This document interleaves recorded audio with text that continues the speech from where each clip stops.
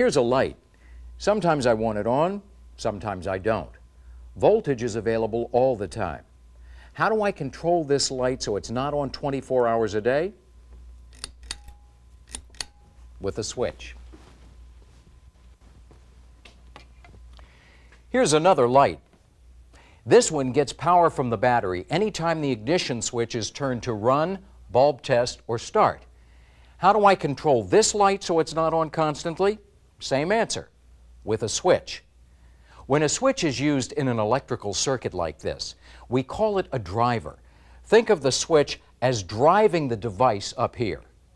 Now, what if I had 4 switches controlling or driving 4 devices? That's right, I'd have a quad driver.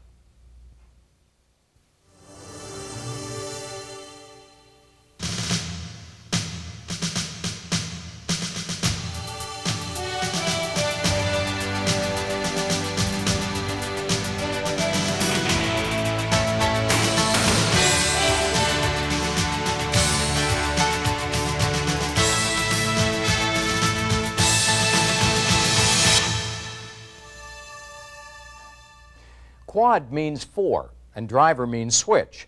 So a quad driver is 4 switches in one package. The specific devices controlled by quad drivers vary from vehicle to vehicle. They include a number of lamps, solenoids, and relays. Okay, some of you are thinking, that's nice, Jim, but all I need to know is how to troubleshoot these things. I agree. But in order to troubleshoot quad drivers effectively, you need to know what they are, what they're supposed to do, and how they work. Field reports indicate that technicians are needlessly and incorrectly replacing ECMs instead of properly troubleshooting quad driver circuits. So let's learn a bit about quad drivers and see how we can do better. Let's begin by looking at a simple circuit. It's got a power source, which is a battery, a resistive load, which is a lamp, and a switch. When I close this switch, I complete the circuit to ground and I expect the bulb to light. And as long as the bulb and the circuit are good, it does. A schematic of the circuit would look like this. And what does all that have to do with quad drivers? Take a look. This is a basic quad driver circuit. Notice that it has all the same elements as our demonstration circuit. A voltage source, a load, a switch, and ground. Earlier, I said that when I close the switch, I expect the bulb to light, and I can see that it does. Well, the ECM has the same expectation. When it commands a driver to turn on a load, it expects that to happen. But since it has no way of seeing what happens outside this box, it needs some other way to tell if its commands are being carried out. And the way it does that is by monitoring voltage right here across this switch. Let's see what that's going to accomplish. Here you can see how it looks on the schematic. With the switch open, the meter reads open circuit voltage, which should be close to battery voltage. When the ECM wants to command a load to turn on, it closes this switch. As the load turns on, the voltage across the switch should drop to about 0 volts. As you can see, the ECM knows what should happen during normal operation. In the same way, it can tell if something is wrong in the controlled circuit. For example, let's say something has happened to the bulb. We now have an open circuit between the voltage source and the switch. With the switch open, we should be seeing battery voltage here. Instead, we see about 0. Now I know, and the ECM is programmed to know, that something must be wrong in the circuit. All right, most of you probably know that the ECM doesn't really have mechanical switches in it. What it does have is transistors that act like switches. You still see a switch in the circuit, but this switch represents the ECM's output control. The ECM uses that switch to turn the transistor on or off, which then turns the controlled device on or off. With the switch open, there is no base current, the transistor acts like an open switch, and the lamp is off. With the switch closed, base current flows, the transistor turns on, acts like a closed switch, and the lamp goes on. Transistor circuits will function correctly unless something happens to cause an increase in current. Such an increase can be caused by a decrease in resistance or an increase in voltage. For example, if the load is partially or fully shorted, that decreases its internal resistance and therefore the total resistance of the circuit. The result is an increase in current flow. A short circuit in the wiring can have the same effect. For example, if the circuit between the load and the transistor is shorted to battery, that would increase current flow. Since both of these faults increase current flow in the circuit, both would cause the transistor to overheat. If the current is large enough, the transistor will suffer thermal overload and fail. GM began using discrete drivers in 1980.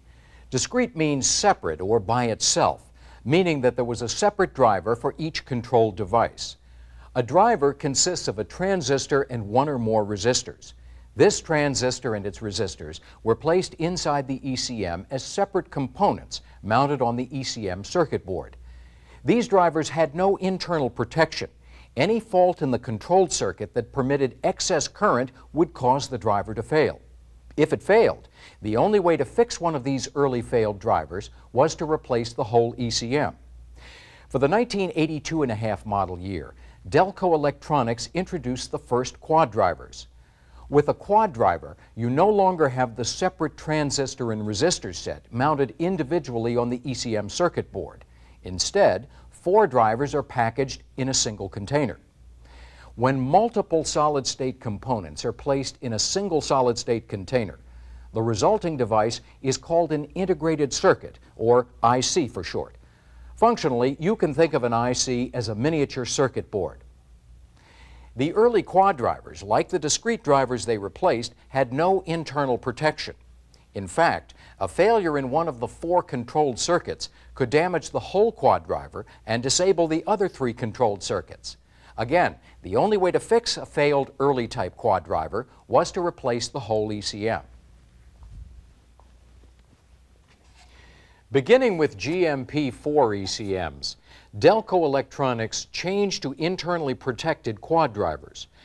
Earlier in this program, I described how drivers could be damaged by excess current. Internally protected quad drivers contain additional solid-state components that monitor and limit current and shut off the driver when there is a danger of thermal overload. This protective action resembles the functioning of a circuit breaker. When too much current flows in the controlled circuit, the driver shuts itself off. Although this may affect the operation of the controlled circuit, it does not damage the quad driver. Which means this: do not replace the ECM. Simply repair the fault condition in the controlled circuit, and the quad driver will turn itself back on. Look again at the simple lamp circuit. If the switch is turned on and kept on, the bulb gets hot. However, I can manually regulate the bulb temperature. If I put my hand on the bulb, I can feel it getting hot. When it's almost too hot to hold, I can turn the switch off and let the bulb cool. When it cools enough, I can turn the switch on again. An internally protected driver works something like that, but it switches on and off many times faster to effectively limit current in the controlled circuit. A specific circuit may or may not work normally with this limited current. That's important because it means you can't assume the quad driver and the circuit are okay just because you momentarily got a good voltage reading out at the controlled device. One more thing. For backup protection against very high temperature, there is also a direct thermal monitor. The thermal monitor turns the driver completely off if the operating temperature exceeds a preset limit and keeps it off until it is cooled. Finally, quad drivers also have overvoltage protection. Quad drivers control some devices with coils. A clamping diode or resistor normally protects each of these controlled circuits against the voltage spikes that can occur as the coil turns on and off.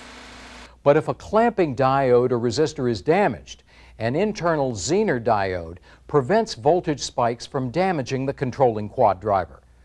The most recent advance in driver development has been the addition of a fault line. Drivers with this fault line can sense an abnormal voltage in a controlled circuit and set a diagnostic trouble code. You can read the fault line signal in the serial data stream. A Tech 1 interprets fault line status as either low or high. And that brings us to a subject surrounded by lots of confusion. So let's slow down and take it one point at a time. First point, each fault line serves one, and in some cases, two quad drivers.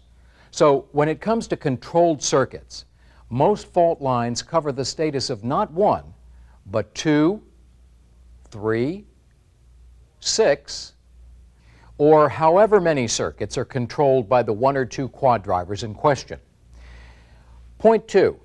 Like all signals used by a microprocessor, fault line status is a voltage signal.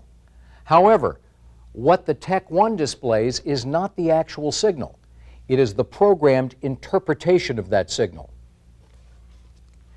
Point 3. The voltage on the fault line is not the same as the voltage out in the controlled circuits. They are completely separate. Voltage on the fault line is controlled by the ECM. Voltage in the controlled circuits depends on the status and condition of those circuits. If things are working normally, controlled circuit voltage will be within the range that the ECM expects. In this condition, the ECM keeps the fault line voltage at the normal level. Your Tech 1 would interpret this as fault line low. If the ECM sees a controlled circuit voltage that falls outside the expected range, it switches the voltage on the fault line to the abnormal level. Your Tech 1 would now show fault line high. Point 4. Just because the ECM has switched the fault line voltage signal and the scan tool display changed from low to high does not mean that there's a problem. And neither does it mean that the ECM will set a quad driver code. In other words, we've got a two-step self-diagnostic here. 1. The ECM switches the fault line when there's an out-of-range voltage in the controlled circuit. And 2, the ECM then decides if it can ignore this condition or if it's an actual problem. And it sets a diagnostic trouble code only if it determines there's an actual problem. Uh-oh, things just got more complicated, didn't they? Yes, but it's not as bad as you might think. Here's the trick. You have to consider the controlled circuit. This is what I mean. Here's a controlled circuit with nothing to interrupt current flow between B+ to the control device and the ECM output control switch. When the ECM commands the device to be off, the ECM must see open circuit voltage at its control switch. When it commands the device to be on, it must see close to 0 volts. Anything else is a fault condition. But now look at this circuit. This one has the brake and second gear TCC switches between B+ and the load. What voltage the ECM sees at its output control switch for this circuit depends not only on the condition of the circuit, but also on the state of these two switches. For example, normally when the ECM commands a control device to be off, it expects to see open circuit voltage at the output control switch. But let's go back to this circuit. If the brake switch is open, voltage at this output control switch will be 0 volts. 0 volts is out of the expected range. So fault line status, as indicated by a Tech 1, goes from low to high. But the ECM does not set a code 27. Because of the presence of these switches in the circuit, it has been programmed to look for additional conditions. Those conditions would be something like the following. 1. The fault line has been high for 20 seconds or more. 2.